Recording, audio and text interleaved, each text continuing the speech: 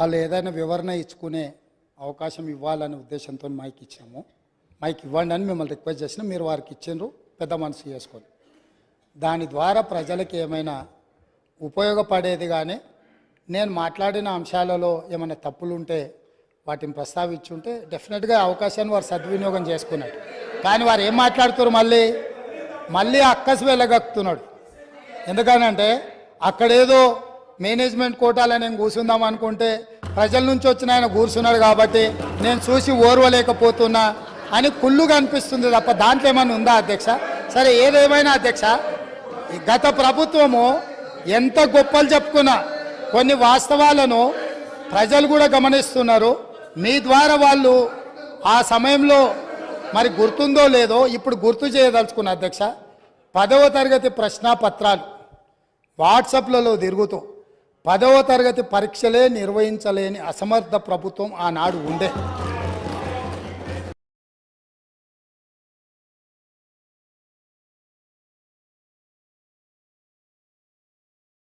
పన్నెండవ తరగతి అంటే ఇంటర్మీడియట్ ప్రశ్నాపత్రాలు చక్కగా దిద్ది ఫలితాలు ప్రకటించలేక ప్రభుత్వం ప్రైవేటు వ్యక్తులకు ఆనాటి మంత్రివర్గంలో ఉన్న కీలకమైన వ్యక్తి యొక్క మిత్రులకు ఆ కాంట్రాక్టు కట్టబెట్టడంతో సిజీజీ నుంచి తప్పించి అనుభవం లేని వాళ్లకు మిత్రులకు కట్టబెట్టడంతో అందులో జరిగిన ఫలితాల అవకతవకలలా 25 మంది నూనూగు మీసాల యువకులు ఆత్మహత్యలు చేసుకున్నారు.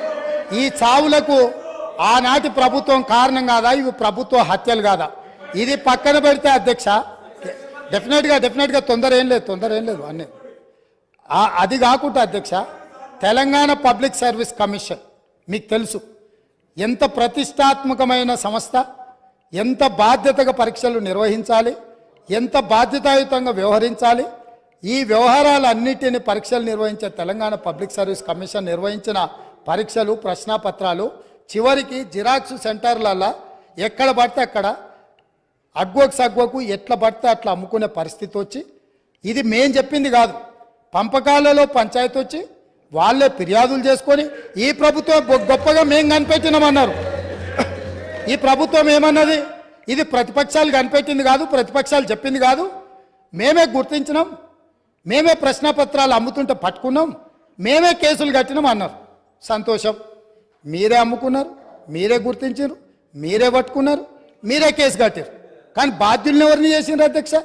ఎవరిని బలి చేసిండ్రు? ఈరోజు బాధ్యులైన అందులో ఉండే సభ్యుల నియామకం విషయంలో, చైర్మన్ విషయంలో హైకోర్టు ఇచ్చిన తీర్పేంది? నిజంగానే ఈ ప్రభుత్వం బాధ్యత ఉంటే 30 లక్షల మంది నిరుద్యోగ యువకులు ఈరోజు ఉద్యోగ ఉపాధి అవకాశాల కోసం 10 సంవత్సరాల నుంచి చిక్కడపల్లి సెంట్రల్ లైబ్రరీలోనో లేకపోతే దిల్సుఖ్ నగర్లోనో గౌలిగూడలో లేకపోతే ఈరోజు అమీర్పేట్ చౌరస్తాల్లో కుక్కట్పల్లి చౌరస్తాల్లో ఈరోజు కోచింగ్ సెంటర్ల అశోక్ నగర్ చౌరస్తాల్లో లక్షలాది మంది విద్యార్థులు ఈరోజు ఉద్యోగ ఉపాధి అవకాశాల కోసం పోటీ పరీక్షలకు గ్రామాలలో ఉన్న తల్లిదండ్రులు రూపాయి కూడబెట్టి ఈరోజు వాళ్ళని ఇక్కడ పెట్టి చదివిస్తే 10 సంవత్సరాలల్లా ప్రభుత్వంలో ఉన్న ఉద్యోగ ఖాళీలను భర్తీ చేయకపోను బాధ్యతారహితంగా నిర్వహించడం వల్ల ఆ ప్రశ్నపత్రాలు లీక్ అయ్యి బజార్లలో పల్లి బఠానీలో అమ్ముకుంటుంటే దానికి సంబంధించిన చర్యలు తీసుకొని బోర్డును రద్దు చేసి కొత్త బోర్డును బాధ్యతారహితంగా నిర్వహించాల్సిన ఈ పార్టీ ఈ ప్రభుత్వం ఆనాడు ఆ చర్యలు చేయలే. ఎన్నికల్లో వచ్చినప్పుడు వాళ్ళని కొంతమంది విద్యార్థులను పిలుచుకొని కూర్చొని మాట్లాడి మంత్రి గారు చెప్తారు, అవును తప్పు జరిగింది మళ్ళీ మూడోసారి అవకాశం ఇస్తే మిమ్మల్ని నిండా ముంచుతామని వాళ్ళకి మాటలు చెప్తున్నారు. తప్పు జరిగిందని మీరు గుర్తించినప్పుడు, మీ పాత్ర అందులో లేనప్పుడు పాత్రులైన బాధ్యులైన వాళ్ళ మీద చర్యలు తీసుకోవడానికి మీరు ఆ పరీక్షలను నిర్వహించిన వాళ్ళ మీద బోర్డులో నియమించిన సభ్యులకు అర్హత లేదు అని కోర్టు కూడా ప్రభుత్వానికి సూచన చేసినప్పుడు యుద్ధ ప్రాతిపదికన చర్యలు ఎందుకు తీసుకోలేదు? దీనికి కారణం మీరు కాదా? ఇలాంటి 10వ తరగతి పరీక్ష నిర్వహించలేనోళ్ళు, 12వ తరగతి పరీక్షల పేపర్లు దిద్దలేనోళ్ళు, తెలంగాణ పబ్లిక్ సర్వీస్ కమిషన్ ద్వారా ప్రభుత్వ ఉద్యోగ నియామకాలు చేపట్టలేనోళ్ళు ఖచ్చితంగా సిగ్గుతో తల వంచుకోవాల్సిందే. తెలంగాణ సమాజానికి క్షమాపణ చెప్పి తీరవలసిందే అధ్యక్ష. అదేవిధంగా అధ్యక్ష ఇంకొక మాట చెప్పదలుచుకున్న అధ్యక్ష, స్కూల్ ఎడ్యుకేషన్ మీద ఇచ్చిన రిపోర్ట్లో నేషనల్ అచీవ్మెంట్ సర్వే ర్యాంకింగ్ 31 అధ్యక్ష. అంటే ఇంకా కింద ఏది లేదు అధ్యక్ష.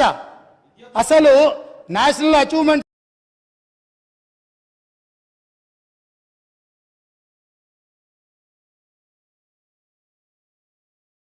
సర్వే స్కూల్ ఎడ్యుకేషన్కి సంబంధించి తెలంగాణ రాష్ట్రానికి ఉన్న ర్యాంక్ ఏంటంటే 31. రాష్ట్రాలే కాదు యూనియన్ టెరిటరీల కంటే కూడా అధ్వానంగా తెలంగాణ రాష్ట్ర విద్య ఉంది అని అంటే ఈ తప్పకుండా వాళ్ళు తల వంచుకో